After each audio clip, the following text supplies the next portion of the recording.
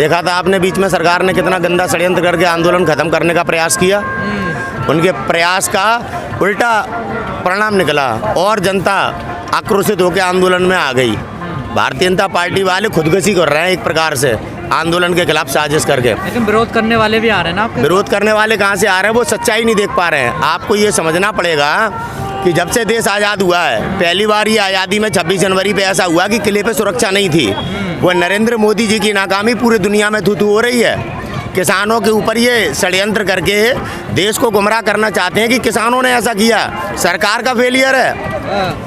हमारे देश में जब 26 जनवरी पे झांकियाँ निकलती हैं वो लाल किले से निकलती हैं, वो सब खत्म कर दी। कितना दायरा रखा केवल इंडिया गेट पे। ऐसा क्यों किया प्रधानमंत्री ने? लेकिन प्रधानमंत्री तो ये भी कह रहे हैं कि देश शर्मिंदा है। शर्मिंदा नहीं है, प्रधानमंत्री जी को शर्मिंदा होना चाहिए, अपने पद से इस्तीफा देना चाहिए। ये तो गुमराह कर रहे हैं, ये तो गुमराह कर रहे हैं। किसकी जवाबदेही है? हमारे देश में 74वां 26 जनवरी थी, 73 26 जनवरी को आप देख लो किस प्रकार से किले पे सेना रहती है, पुलिस रहती है। इस बार क्यों नहीं थी? क्योंकि हमारे किसान आंदोलन को षड्यंत्र के तहत ये उखाड़ना चाहते थे, वो प्रयास किया गया। लेकिन पुलिस तो थी, दिल्ली पुलिस पहले से ही कह रही थी, सरकार भी कह रही थी कि अगर कोई गड़बड़ होती है तो आप लोगों की जिम्मेदारी है। तब आप लोग ऐसा है, जिम्मेदारी प्रशासन की है, मोदी की है, हम किसानों की नहीं है लाल किले की सुरक्षा करने की। अपनी जिम्मेदारी से भाग रहे हैं लोग।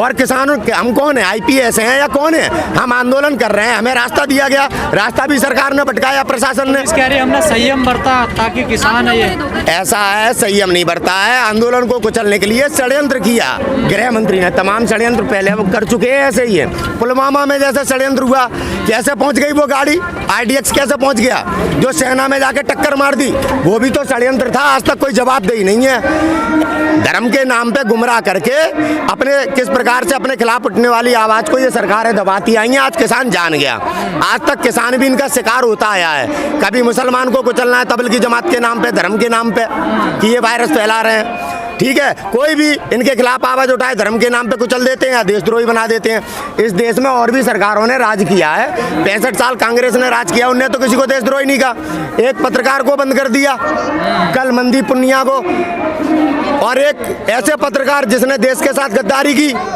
अर्नब गोस्वामी, उसे जमानत दी जाती है।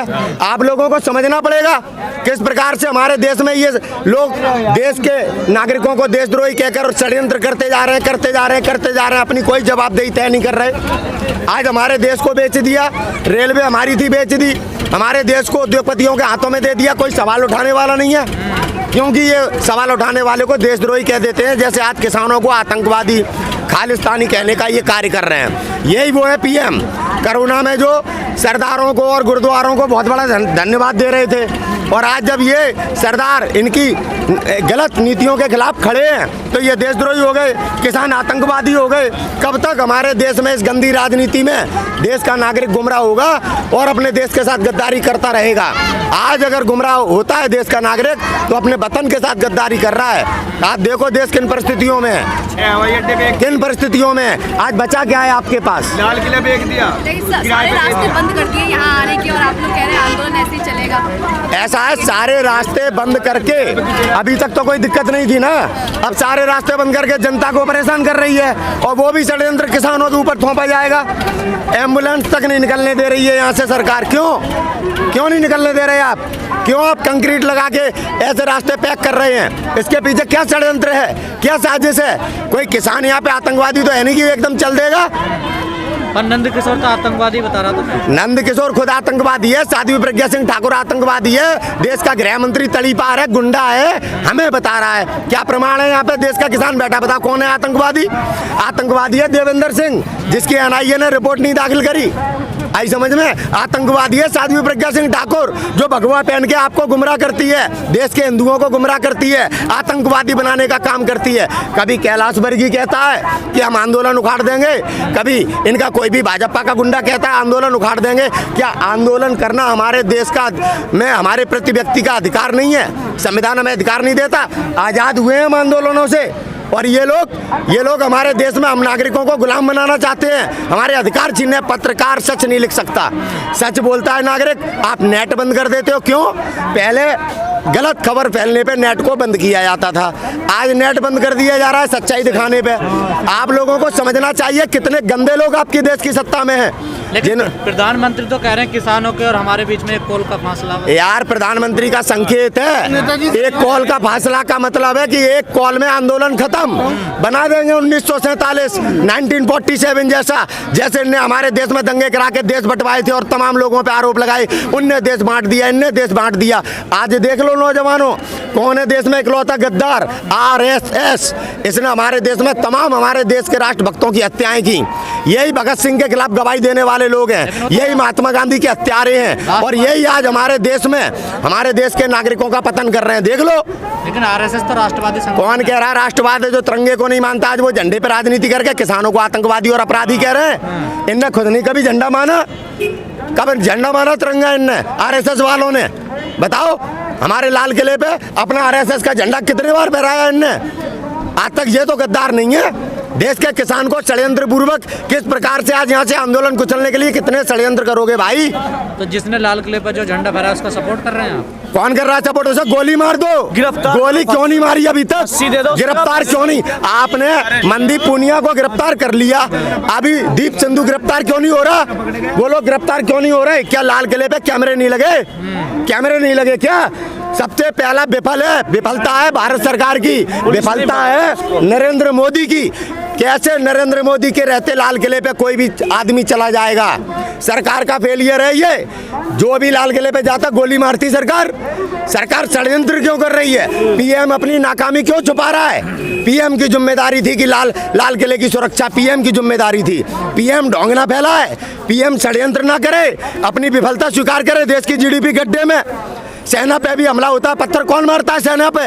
RSS के लोग। बदनाम दूसरों को किया जाता है। आज यहाँ पे किसानों पे के बीच में आकर पत्थर कौन मारने आया था? गुंडों को लेके आई थी रूपका लियाकत। गुंडों को लेके अभी तक क्यों नहीं आ रही? अब क्यों नहीं आ रही रूपका लियाकत? तब आई थी RSS के गुंडों को लेके यहाँ पे, जिस दिन आंदोलन उखाड़ा जाना था। पत्रकार है वो, थोड़ी सरकार की प्रवक्ता है, पत्रकार है ना, गुंडे लेके क्यों चलती है? आज तक इतने 67 दिन हो गए, अब क्यों नहीं आ रही? 67 दिन में एक बार आई है इस पुल के नीचे। अभी तो गुंडे लेके आई थी RSS के। दिल्ली पुलिस तुम इनको मारो, दिल्ली पुलिस इनको मारो, जाने कौन सा अपना डायलॉग गिना रहे थे, हम तुम्हारे साथ हैं, तुम इन्हें मारो किसानों को। ऐसे नारे लगवा रही थी रूपका लियाकत। क्या लट्ठ बजाने की बात तो नहीं? हाँ, वही लट्ठ बजाने वाला, वही डायलॉग देके किस प्रकार से रूपका लियाकत यहाँ पे आकर हमारे चौथे स्तंभ को आज कैसे सरकार अपने लिए उपयोग कर रही है और देश के नागरिकों का पतन कर रही है। रोजगार खत्म हो गए, सब कुछ तो खत्म हो गया, बचा क्या है हमारे देश में? अब ऐसा बिल बनाया जिस बिल ने हमारी जमीनें छीन ली। लेकिन नितिन जी एक बात बताइए, वो आंदोलन तो चल ही रहा है, हाँ, सरकार बात नहीं कर रही, आप भी बात नहीं कर रहे, तो रास्ता कैसे? वार्ता के लिए हमारे राकेश टिकैत जी ने कह दिया वो तो तैयार हैं। सरकार केवल षड्यंत्र कर रही है कि आंदोलन को कैसे कुचलें। मोहन भागवत जी ने कहा ये ज्यादा दिन नहीं चलना चाहिए आंदोलन। अब मोदी ने कह दिया है एक कॉल की देरी है, आंदोलन खत्म हो जाएगा। आई समझ में? सरकार इनके हाथ में किसी भी प्रकार से षड्यंत्र करके देश को गुमराह किया जा सकता है, लेकिन अगर ये आंदोलन कुचल दिया गया तो याद रख ले भारत का प्रत्येक नागरिक, आप भी आवाज नहीं उठा पाओगे, आवाज नहीं उठा पाओगे। अपने आप को गुलाम समझना। किस प्रकार से अब इन सरकार का प्रचार करने वाले गुंडों को हमारे न्यायपालिका से भी संरक्षण मिल रहा है। रिया चक्रवर्ती एक अपने व्हाट्सएप अकाउंट की वजह से जेल चली जाती है और अर्नब गोस्वामी को सुरक्षा प्रदान है। उसके खिलाफ ना कोई कायदा ना कोई कानून। मनदीप पुनिया को जेल में डाल दिया जाता है, तमाम पत्रकार जेल में डले हैं। अर्नब गोस्वामी को लोकतंत्र का हवाला दे के कैसे जमानत दी जाती है? आप लोगों को समझना पड़ेगा देश किनके हाथों में है और किस प्रकार से आपको धर्म के नाम पे, जाति के नाम पे गुमराह करके आज आपका देश बर्बाद कर दिया। बस आपकी आज़ादी बची है थोड़ी बहुत, क्योंकि बोलने वाले हैं नहीं देश में। अमिताभ बच्चन जी दिखते नहीं, अक्षय कुमार दिखता नहीं, कोई सही बात कहने वाला दिखता नहीं, उद्योगपति दिखता नहीं। कौन है आज देश में? आज बेचारा गरीब किसान लड़ाई लड़ रहा है और उस गरीब किसान का पतन करने के लिए किस प्रकार से षड्यंत्र कर रही है भारत की सरकार।